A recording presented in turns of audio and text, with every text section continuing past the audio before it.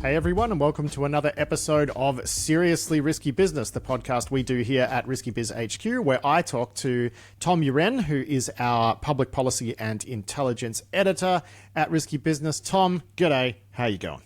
Good, Patrick. How are you? Good. All right, so this week's edition of Seriously Risky Business is brought to you by Proofpoint, best known for email security, but does all sorts of other stuff as well, like DLP and cloud security and all sorts of good stuff, so you can find them at proofpoint.com. And of course, Tom's work with us is supported by the William and Flora Hewlett Foundation and Lawfare Media, where they syndicate his newsletter, so that's always nice to see your byline over there, Tom. And in this podcast, we're going to recap Tom's wonderful newsletter that he has written for us. If you'd like to subscribe to the newsletter, head over to news.risky.biz. So, first up, you have covered stuff in your newsletter that we spoke about on the primary show yesterday, but as usual, in more depth than we go into. So the first thing that you've taken a look at is the FCC toying with the idea of forcing American telcos to take security more seriously. We did speak about this briefly in yesterday's podcast, but I'm curious for your take here, because my opinion is I don't know that this is going to do all that much. Yeah, so the FCC has come out with something that's very basic and a very first step, like you should have a cybersecurity plan. And I thought I'd compare and contrast what Australia and the UK have done over the years.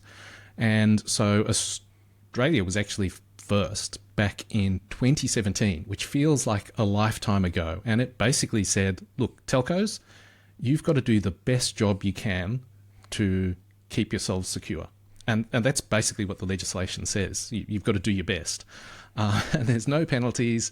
There's a kind of vague definition of what your best is, and it's like all reasonable steps to improve security. This is like champagne Australian lawmaking, right. where they're like, you guys have got to go and do a good job. And they codify that in law and then don't really tell you what a good job is. But, that's right. Yeah, I think that part has picked up over time. You know, what does it mean to do a good job? And amazingly, that was basically just a group of people who thought telco security is not where we'd like it to be. So we'll just try and up the ante. The UK, it didn't introduce stuff until just laws or regulations until a couple of years ago. And that was driven by the presence of Huawei on UK networks. And so they launched this big telecommunications supply chain review. And that led to new laws, and that led to a code of practice. And that code of practice is very comprehensive. It's like, you know, what do you do for identity? What do you do for network management, monitoring, visibility, supply chain? The whole gamut. Now, it's pretty funny, though, that the Brits, you know, looked into the issue of Huawei, and that made them look at telcos and then say, oh, my God. Yeah. You know, we need to do something here. Yeah, that's right. But the point is, these are all like huge, long-running... Well, if you do it the way the Brits did, it's a huge, long-running process. If you do it the way the Australians did, it's like, just go ahead and do a better job. But actually rolling that out will take a long time. And it seems like the US is not in a place where it can flick a switch and security will magically improve overnight. It just kind of staggers me that there wasn't any obligation to do that before. Like, how do you arrive in 2024 and it's up to telcos to decide, you know, security, whatever. Yeah, I mean, it's crazy, right, that the FCC is saying, we will demand that in response to this terrible intrusion, we will demand that telcos have a cybersecurity plan. It's like, wait, that's what you're demanding? Although, you know, you did drop a couple of quotes into the piece from Ann Neuberger, who is the Deputy National Security Advisor for Cyber, and she said the White House wants, you know, minimum cybersecurity practices at telecoms, from secure configurations to architecting to monitor for anomalous behavior to strong key management. I mean, that's more like it, but that's not what the FCC is kind of proposing here. The FCC is just basically saying, hey, we think it'd be good if you had a plan for security, which is, you know, I mean... Come on. They probably already do.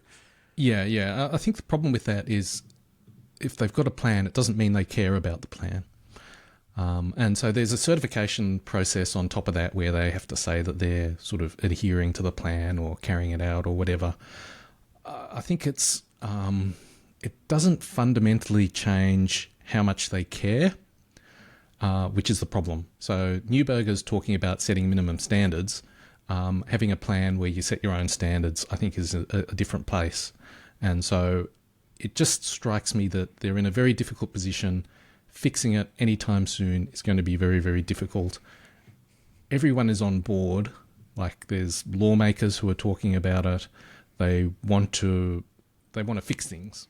It's just that when you're starting so far behind the eight ball, it's just very, very difficult.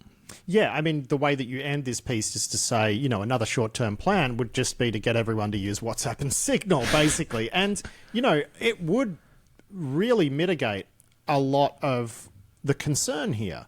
You know, we could just give up on trying to assume that our telco networks aren't compromised and act accordingly, because acting accordingly doesn't really cost you much now. I think the place where it is difficult is in the lawful intercept part, where the I guess you would say, look, what's happened is that the portals where law enforcement submit court orders, it seems like at a few telcos those have been compromised. So you'd probably tighten up those. You'd really focus on the lawful intercept systems to make sure that they're not being compromised. Yep. And so then you mitigate the counterintelligence risk, which is that Chinese or other actors would find out who the US FBI is looking at as their spies. Because, I mean, to be clear, that's probably the biggest national security harm in all of this, is that those portals were compromised. And to be clear, WhatsApp would have a similar portal where the FBI can go and ask for metadata and whatnot. So although WhatsApp doesn't provide an interception capability to law enforcement for end-to-end encrypted messages, they do provide metadata. So those similar sorts of portals do exist, and the information the Chinese were seeking would be available in those portals today. Yeah. And I think it's just a lot more tractable problem to try and secure a relatively small number of portals compared to the whole telco infrastructure. Yeah, that's right. And I think, but I still think people moving to over-the-top services, because don't forget, they did attack the portals and gather that information for sort of counterintelligence purposes, but they also intercepted some text messages and voice calls and did some, network graph mapping of who's talking to who and whatnot. That would be more difficult if you were having to try to obtain that information from Meta through WhatsApp or Signal, because, and this is the interesting thing, because those companies are just, fundamentally better at security than the telcos. So I think really it all just comes back to that problem, which is telcos are just not very secure networks. And we need to perhaps think about this as like the zero trust problem. We've always talked about zero trust as being for corporate networks. Well, why don't we think about zero trust for telco networks as well? Yeah, that seems fair enough to me. I think using Signal WhatsApp is a good, I guess you'd call it a compensating control. Yeah. All right. So, like us, you also had a look at the issues in Romania, where a fringe right-wing candidate who's very friendly with Russia was able to do extremely well in the first round of Romania's presidential election, because he was all over TikTok, and every second video on people's For You page was this guy. This has actually led to the Romanian courts annulling the first round of the presidential election. I mean, your take on this was pretty similar to mine, which is that this is not a good look for TikTok and isn't going to do them any favors. That's right. When it comes to, US lawmakers considering what to do about them, as the deadline for ByteDance divesting them looms.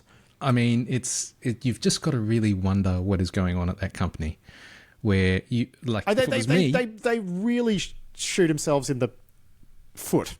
Right. Yeah. Every now and then, like the other great example is where they did that campaign with pop-ups on people's phones where they could call their Congress people and whatever. Yep. And that was, just the most insanely dumb bit of government relations I've ever seen. And then they let something like this happen weeks before, there's a major, event happening. And you just think, who's running this thing? I mean, it's like, if it was me, it'd be like, what are the potential risks that would happen between now and divestment? One risk might be that we're portrayed as having had influence on an election, and you've got to say, well, let's eliminate that risk totally, try and get out of being involved in elections whatsoever. Yeah. And then you allow interference of such a level that an EU country, a NATO member, had to annul the first round of its elections because of the level of interference. Yeah, It's unbelievable. Yeah. And it strikes me as much more incompetence than maliciousness. Like, they've got absolutely everything to lose, and like Romania, in the grand scheme of the whole world, is not it's not a swing country or whatever. And so everything to lose, nothing to gain. And if they can't manage that, how do you expect them to manage any kind of influence risk? It's just terrible. It's funny that I do see something coming up pretty regularly in a conversation about this, which is, but Elon Musk, right? And look at the influence that he was peddling on the X platform. And you and I have talked about this offline, maybe in an interview publicly as well. But your take on that is, well, he's an American. He has political rights in the United States. The Chinese Communist Party doesn't. Which I think is a pretty decent argument, to be honest. Yeah. And I think he's operating within a system, and people can respond to that. So lawmakers could decide that, having a single person with so much influence because they run a media company is a bad thing, and they could make laws, and he would respond to those laws.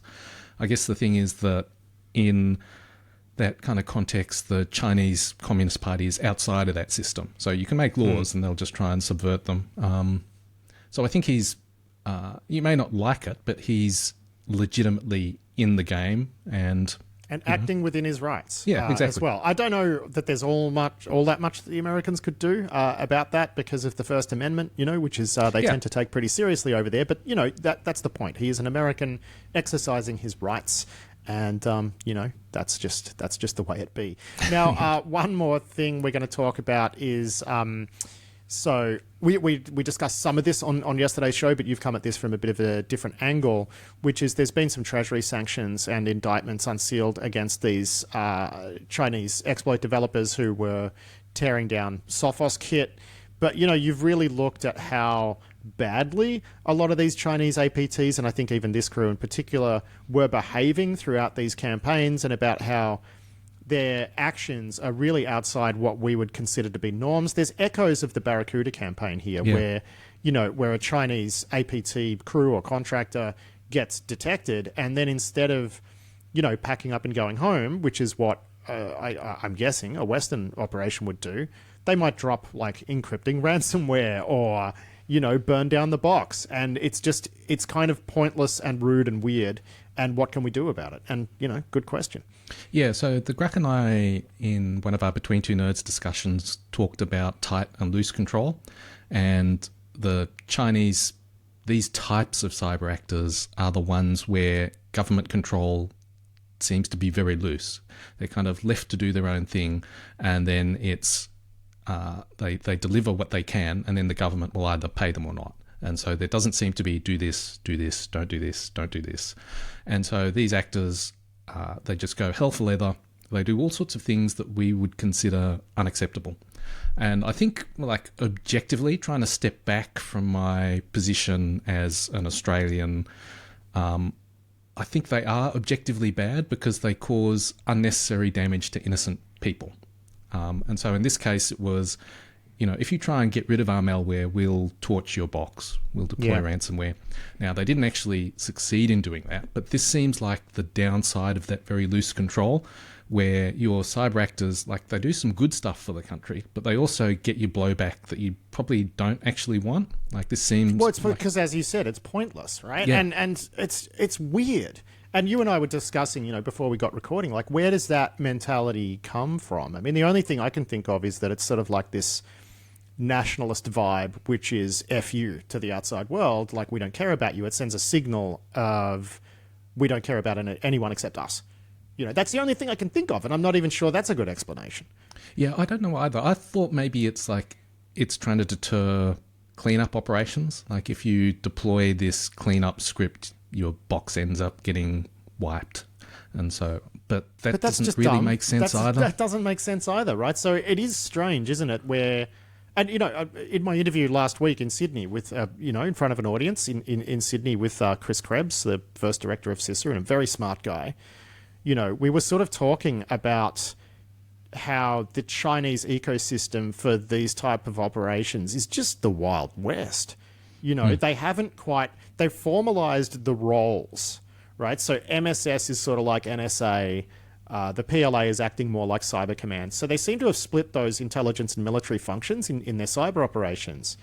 So in that sense, they're sort of mirroring us, right? Us being the sort of collective, Five Eyes countries. But then you look at the control. There doesn't seem to be much, right? Like and especially in the contractor ecosystem, these people are just going wild. Yeah. So like overall, like very, very big picture, it totally makes sense because they've got lots of contractors just go out and do stuff. You've got very broad direction. I think this is the downside where they go out and do stuff that is probably damaging to China's reputation and is also kind of pointless. It's all pain, no gain. But I think there's a reason they've got that loose control. It's because there's just not enough. There's too many people who can contribute by hacking, and not enough middle managers. Yeah, I was just that was so funny as you were talking that. I'm like, he's actually making a compelling argument for like bureaucracy, bloated bureaucracy, right? To try to rein this in. Look, for people who want more details on this, you can go and find Tom's newsletter at news.risky.biz, although it will still be available at news.risky.biz, but I think we're pushing the go live button on our new website today, so you might even be able to find it at just our normal risky.biz website.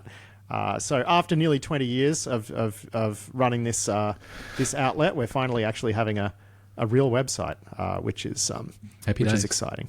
It's somewhat embarrassing that it's taken this long. But Tom, we'll wrap it up there. Thank you so much. This is our second last recording of this podcast for the year. And you're taking a nice long break. You're going to drop off at the end of next week, and you're not back till February, so lucky you. Yeah. But I'll look forward to chatting to you again next week for the last time in 2024. Cheers. Thanks, Patrick.